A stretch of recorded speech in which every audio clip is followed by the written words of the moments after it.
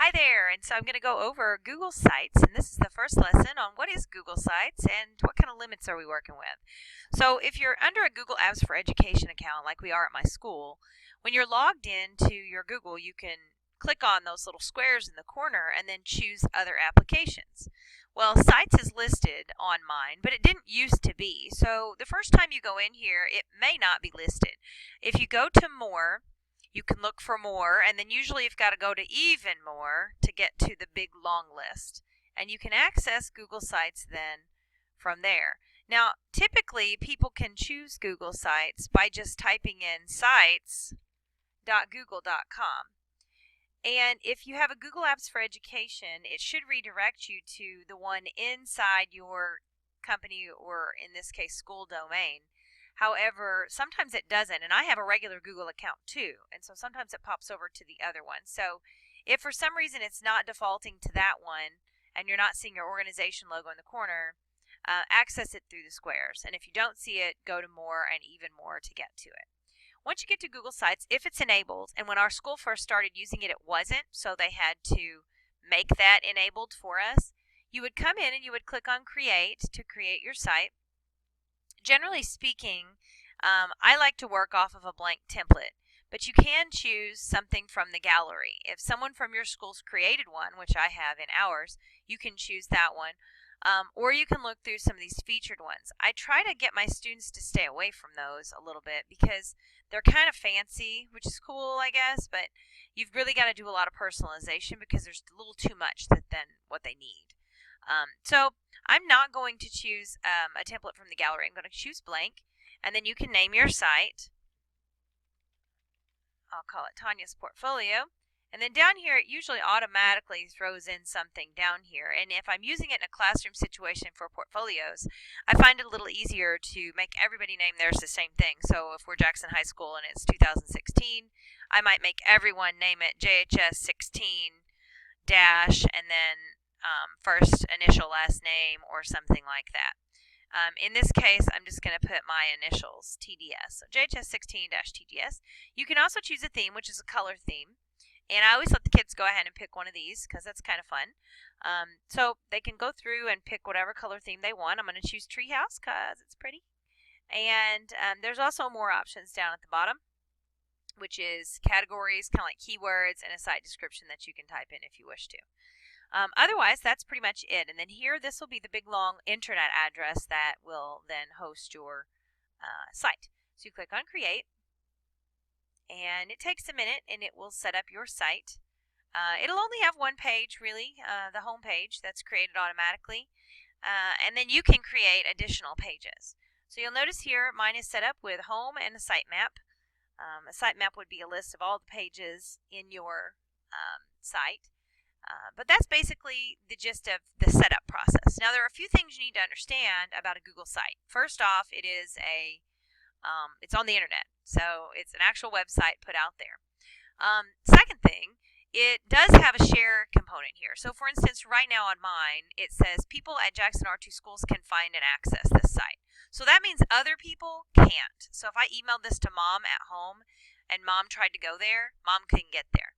So we usually click on here, and then notice here, and this is a default on Google Apps for Education, so it's something that you want to change every time you create a page, and I have to tell my students to do the same thing because we found out, because a student was able to access another student's web page and edit it, that the default is anyone at my school can find and edit my page. Oh, that's not good. I don't want everybody to be able to edit my page.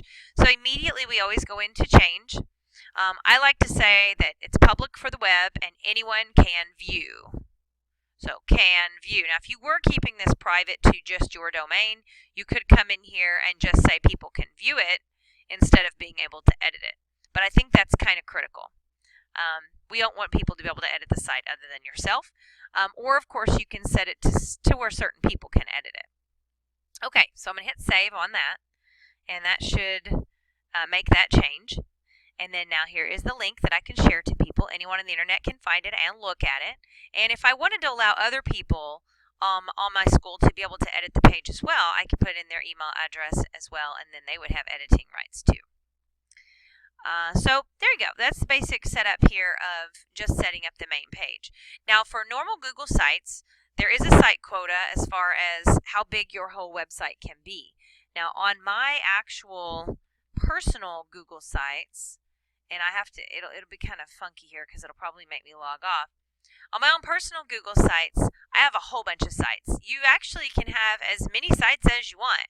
So when I go into my sites, and like I said, right now it's probably going to redirect me, so I'm going to have to sign out of that account and sign in with the other one.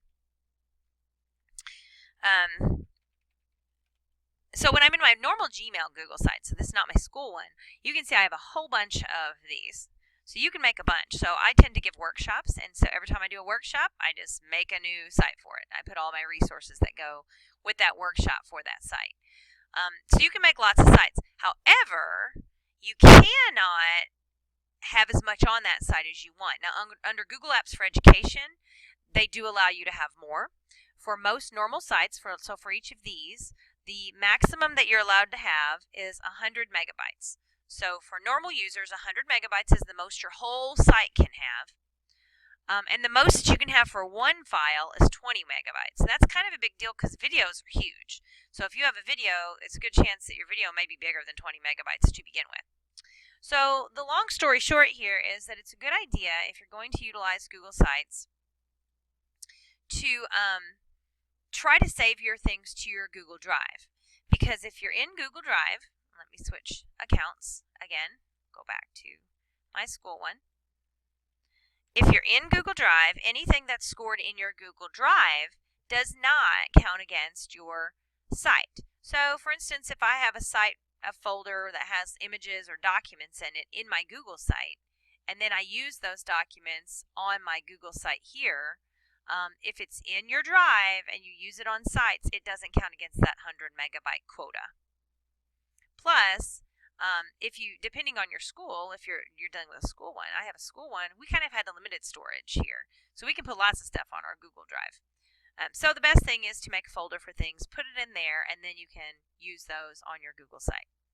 So this is just kind of an introduction to Google Sites, what it is, the very basic setup, how do we just get going, how you figure out what your address is, and of course if you don't want to have to hand out a super long address all the time, you can use Google's shortener, which is goo.gl.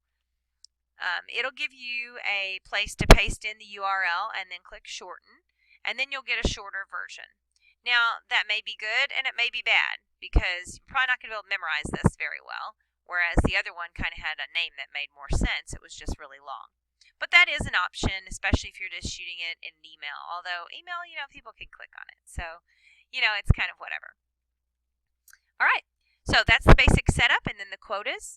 Make sure you're aware of that because it's really it's a painstaking process to find out that all of your information won't fit in a site, and that has happened to me with these before. I've been in the middle of one and not realized that I had hit the site quota, or I had a PDF that was over 20 megabytes and I couldn't upload it.